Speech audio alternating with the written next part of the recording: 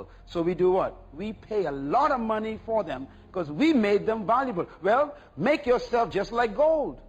In other words, develop a gift in your life that has become so valuable to everybody else that they will pay you to perform it.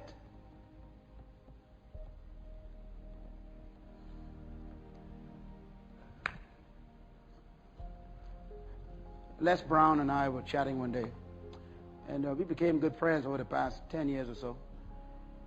And one day we were chatting. We were doing a conference together, and I was telling him about this invitation I got to go and speak to this company. And I said, how much should I request as a fee from this company? And he said, how much do you think you are worth to that company? I said, I don't know. I was just starting in that particular area of the business of public speaking. And I said, I don't know, maybe $4,000 or $5,000. He said, that's all you think you're worth? I said, they only want me to speak for an hour and a half. He said, that's what you think you're worth? I said, how much do you charge them for an hour and a half? He said, $25,000 starting price. He said, if you charge them less than that, I'm ashamed of you. He said, you're better than me. And he was serious about it. So I filled out a contract and put $25,000. The check was in the mail the next day.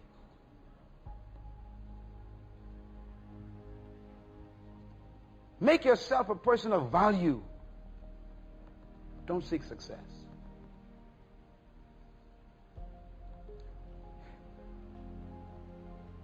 Let me give you another example of how it works. If someone had to think about something that reminded them of you, what would it be?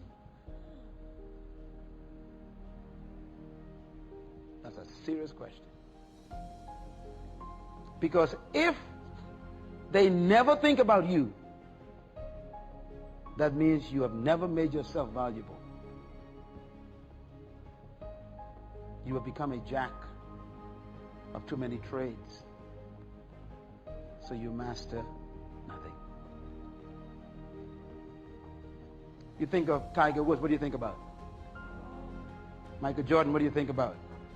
Barbara Streisand, what do you think about? Interesting. That's a good answer. Barbara Streisand, you think about two things, don't you? Acting and singing. See, she developed two gifts.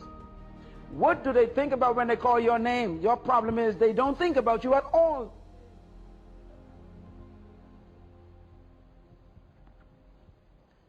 Become so good in an area that they can't ignore you. The world is filled with general people. You've come to this conference to cease being general.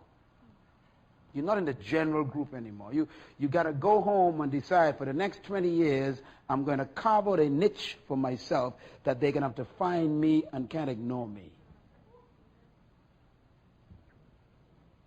You ever heard Jesus talk? Boy, he talked with such confidence. I am the bread of life. If any man hunger, he made himself valuable to them. I am the water of life. If any man thirst, in other words, if anyone think of water, they think about me. He was trying to get across his value to them. So the crowds pressed him by the thousands to try and get to the water.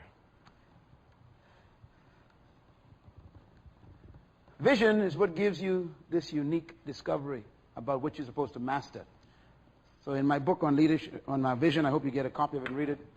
It talks about the fact that sight is the ability to see things as they are, but vision is the capacity to see things as they could be. Now, this next statement is important. Write it in bold letters, please. All true visions will be tested for authenticity. All true visions will be tested for authenticity. If your vision is truly from God, life will test it to prove that it's authentic. So get used to the idea of challenges if your vision is real. It doesn't come to stop your vision. It came to test it, to prove it that it's true, if it's real. If a vision is terminated by trials, it was probably not authentic.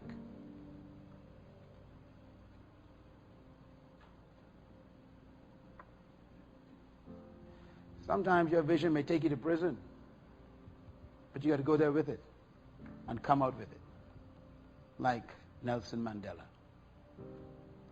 Suppose Nelson really wasn't serious about destroying apartheid when he stood in that courtroom as a 24-year-old lawyer. Just suppose. He said, this ain't worth it, man. I'm going to go back to my job, forget these people. They can stand the oppression. I got me a good job. I'm out of the neighborhood where I was, out of the slums. I'm going to be a lawyer in South Africa, and I'm going to make me some money, forget my brethren. He could have said that. But his vision was so authentic to him. He said, I'd go to jail and lose my adult life for the sake of this vision. How much are you willing to pay to keep what you believe in?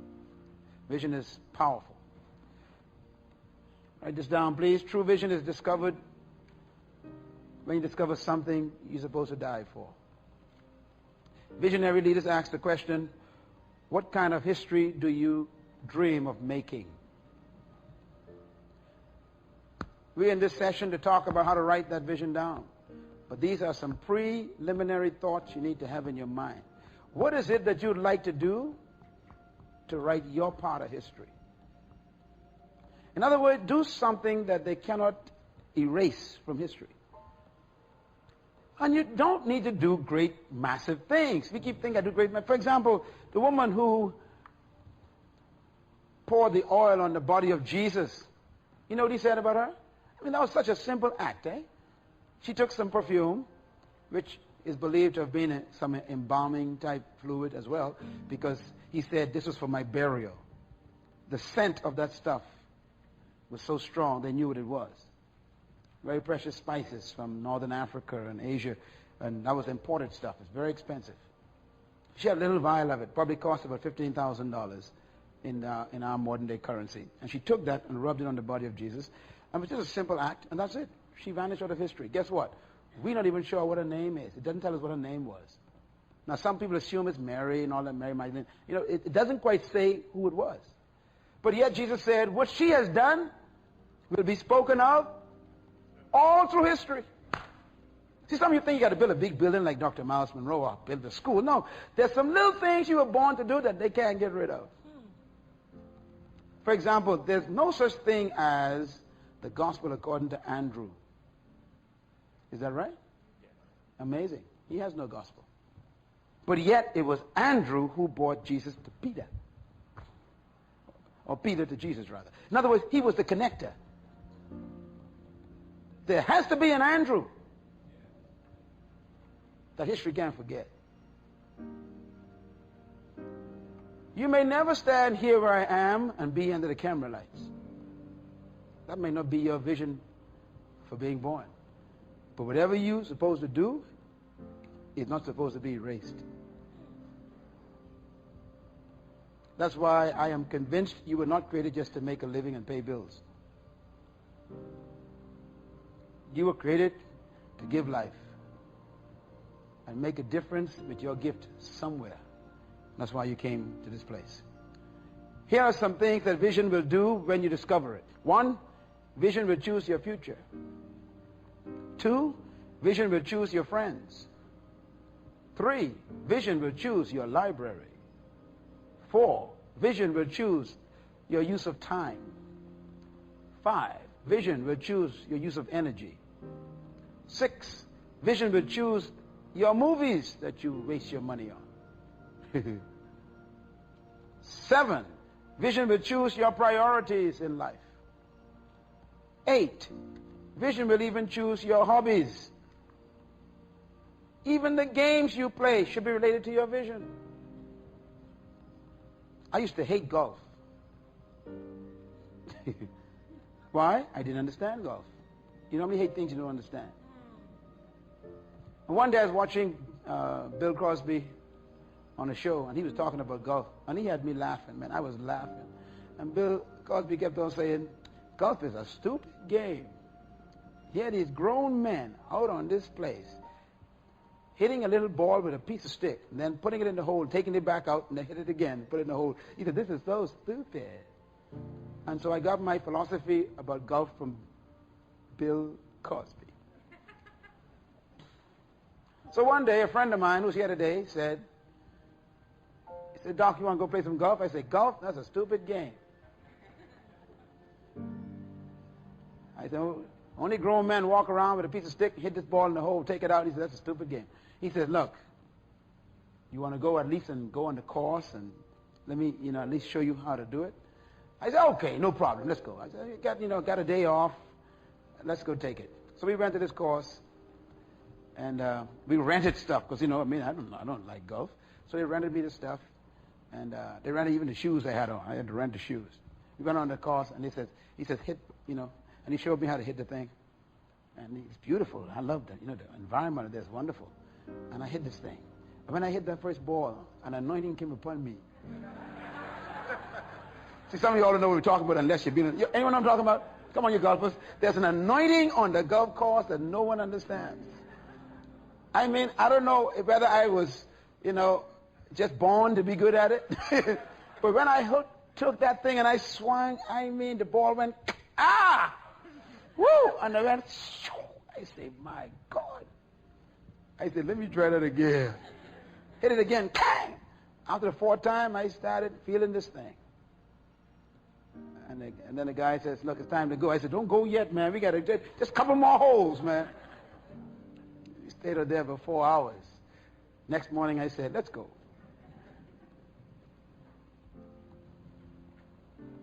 The next day, we went on the course. And he had someone with him. He was a movie star. I said, oh. He said, this is the guy who stars in New York Cops on TV. I said, who's this guy? I said, wow, I saw you on TV, that's right. He said, I saw you on TV too, man. We began to chat.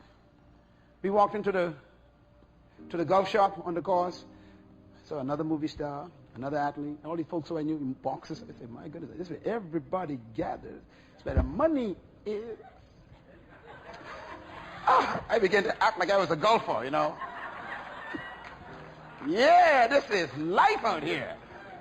I said, man, how'd you do yesterday? Didn't know what I was talking about at all,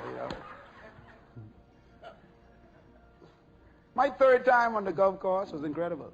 They took me out to Pebble Beach. Now, you golfers know about Pebble Beach, right? Tiger Woods, Arnold Schwarzenegger, everybody out there.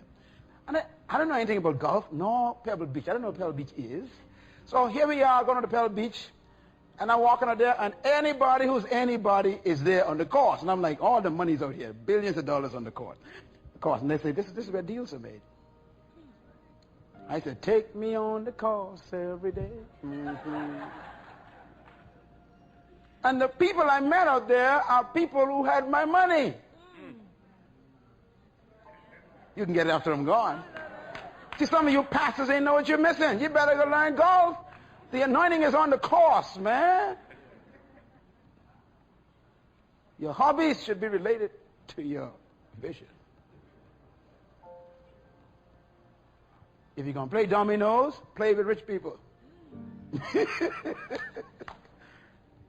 Let your hobbies bring you into environments that expand your vision and your networks. Coming here, some of you came because there's a little vacation built into this. But look at what you are getting and meeting while you're here.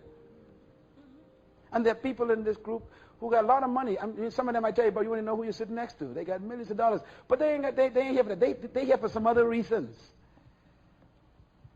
And part of it may be for you just to get to know one another. What do you choose to play with?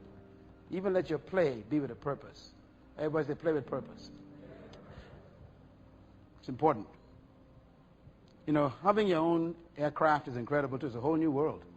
Because you never go through the normal airports anymore. So all the private airports are only filled with people who own their planes. You know what that means? Use your imagination. So now I meet all these people who you never see.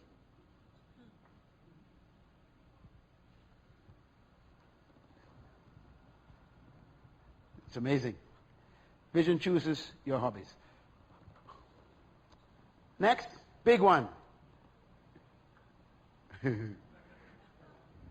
Vision chooses your diet. Number 12, vision chooses how you invest your money. 13, vision chooses how you write your to-do list. In other words, your to-do list should be created by your vision. What am I going to do today or this week? It will be things that will take me toward my vision. 14, vision chooses your attitude in life. If you know where you're going, it tells you how to think. 15, vision chooses your life. It tells you what kind of life you're supposed to end up living. And so it chooses what kind of lifestyle you begin living right now. Vision dictates everything. People who have no vision in their lives, they throw off restraint. They throw off self-control. They have no idea. 16, vision chooses your life's plan. It tells you what to plan for your life, how to plan your living. And next, vision dictates your values. Very important. We learned about this all week. When you know what you were born to do, it dictates how you should behave and what kind of standards you should live by. Right away, it changes everything. You still writing? I'm sorry. Then it's too late. Buy the tape and get the book. The impact of vision on leadership. Let's write this down, please.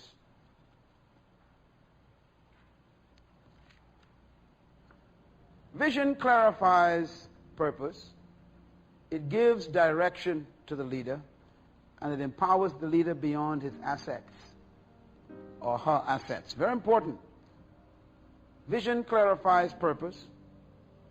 In other words, purpose is what you were born to do. Vision gives it clarity. And then vision also empowers you to know the direction you're supposed to go in and your assets. It goes beyond your assets. In other words, vision does not allow you to live by what you don't have. It takes you beyond that. You begin to believe in things that you have no money to pay for. And that's important. Because if you keep living by what you don't have, you'll never rise above what you don't have. Vision literally creates resources. Vision attracts resources. People don't give to people, they give to vision.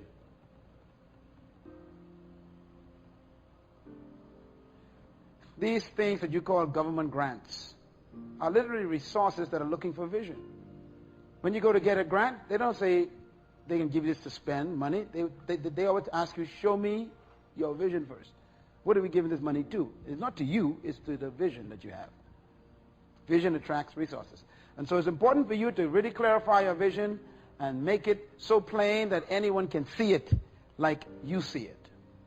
Wise people make choices that protect their vision. Very important. By the way, on the list I gave you earlier, it does say vision chooses your friends, huh? Let me tell you something about how important that is. Once you know where you want to go in life, it decides your company.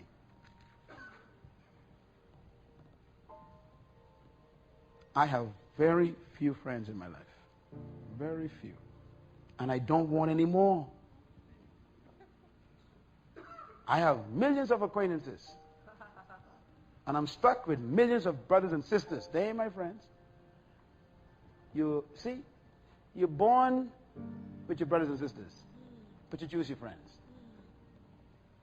And your friends are more important than your brothers and sisters. The Bible is very clear. It says a friend is closer than a brother. Let me define a friend for you. A friend is anyone who is willing, committed, and can help you get to your destiny. A friend is anyone who is willing and committed to help you get to your destiny. That's a friend. So if you want to be great, don't keep company with small-minded people. If you want to be a success, stay away from failures. Coming to this summit is a choice to keep company. You're keeping company with friends like us. You come here and you get your dream and your vision stimulated, fertilized, watered, encouraged. That's the right friendship you want. I always describe the example, to me, this is the greatest one I've discovered in life, is between Mary and Elizabeth. I talk about it all the time. You know, Mary was pregnant with the greatest gift in the world. And the angel said, if you want to have this baby, you got to go find Elizabeth. And when she found Elizabeth, it said when they looked at each other, the babies leaped. Don't be with anyone who doesn't make your baby leap.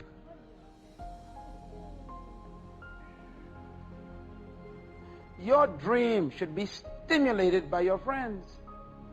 Every time you're around them, they're supposed to impact you to keep going, to believe. Anyone who becomes a negative to your dream is what I call pollution. They are experts in abortion. Be careful. They are after your baby. Sometimes it's people of your own household. Sometimes your own family is bad company. You got to know that. That's why Mary had to leave Joseph's presence, because Joseph was not yet converted about this child. He was considering what? Putting her away. Abortion. There's some friends that you left home before you came here, and when you go down the mountain, you got to go down the other side. I am not kidding, because what you heard here this week, you better protect it. You should have never come here if you want to keep your old friends. Write this down. You can outgrow your friends.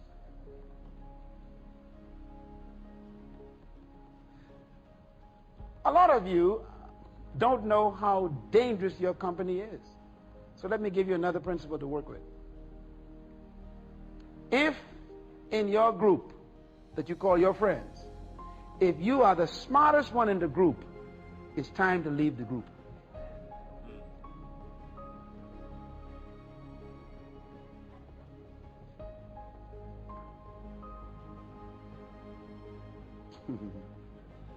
If they always asking you the questions, you may think that's great. That's bad.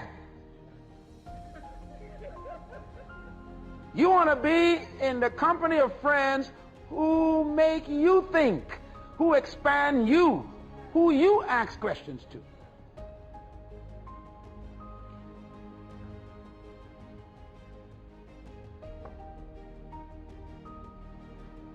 People who ain't going nowhere want you to go with them. That's why they don't want you to leave the group. Because folks who ain't doing nothing want you to do it with them.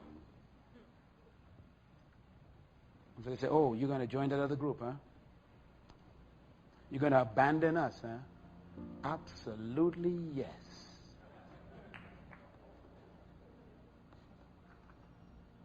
There are some friends who I grew up with right here in this island.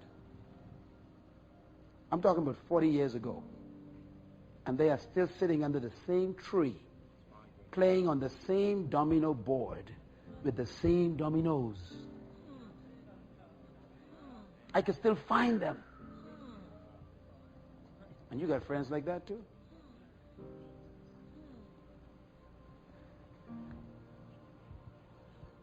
Vision chooses your friends. Vision is the best next thing to time travel. I like that, man. I tell you, that's great. You know, when you have a vision, that means you are spacey. Always spaced out. It's great to be spaced out, because Earth is too dangerous to live on. Vision is seeing the future before it comes into being. Here's what vision means. Vision means you expect more of your world than what you see. Vision means you take bold steps of faith. Vision is a venture out with risk-taking courage. Vision means to dare to hope for something beyond yourself. Vision is critical. Boy, I could almost hear in my spirit some of you all taking some good notes. And when I hear this again, this is going to sound just like yours. You're going to teach this, huh? At least tell them you got it from the summit. At least, you know, you don't got to call no names or anything. Just say, I got it from a summit I was at.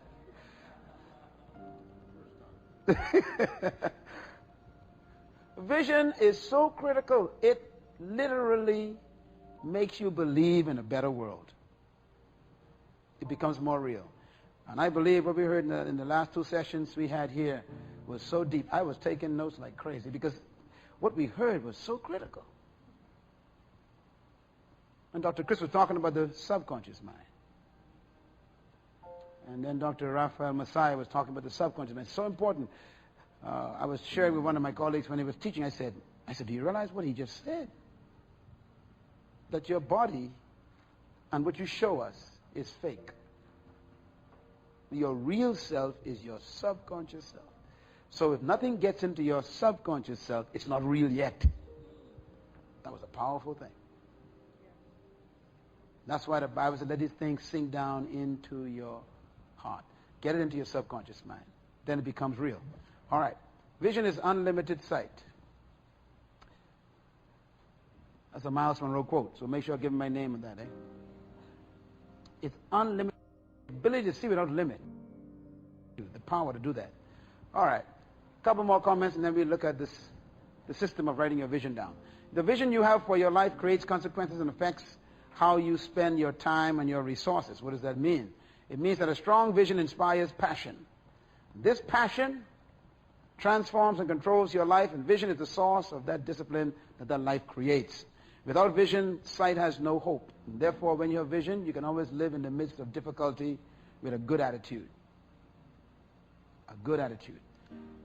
The greatest leaders in the present but focus intently on the future are the ones who win. Living in the present is fine, but don't put your focus there. It's too much depression. Be an agent of hope. Moving too slow. All right. Here we go. Here are the 10 components of writing a vision. And I give you a chance to ask some questions in the last 5 minutes, okay? Number 1, a vision should be clear and simple. When you're writing a vision down, please do not be afraid if you're writing many pages. Now, let me just explain this to you. The process I sometimes take my classes through in training to write vision, especially when I'm dealing with corporate companies, I tell them, I said, look, first you got to do is go find a quiet place. Get away from everybody. Take no music with you. Get away from television. Get away from all distractions. Go on the beach or go in the bush. Because in order for you to hear your insides, you got to get rid of distractions on the outsides. If you study the Bible carefully, the characters in Scripture, most of them received their vision for their lives when they were out in the hills somewhere. Moses used to live in Egypt, remember? That was big civilization, big city time. For 40 years, God didn't show him anything. But now he's stuck in the back of the desert as a fugitive, with sheep who can't talk to him, no trees, barren land. And God says, I think I got him now. David, stuck out there in the hills with them sheep, little harp, nothing to do all day while the sheep are eating, just kind of sitting down there worshiping God. Gets a vision. Joseph, out there in the back of the hills, no big city lights, no shopping centers, no malls, out there by himself. God shows him his dream. The reason why you can't see is because you're looking too much.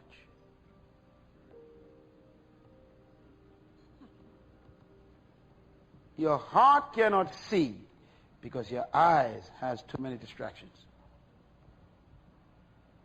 If you're going to write your vision, you got to first capture it. And you capture it by getting positioned in a certain way where you can hear what God has been saying all these years.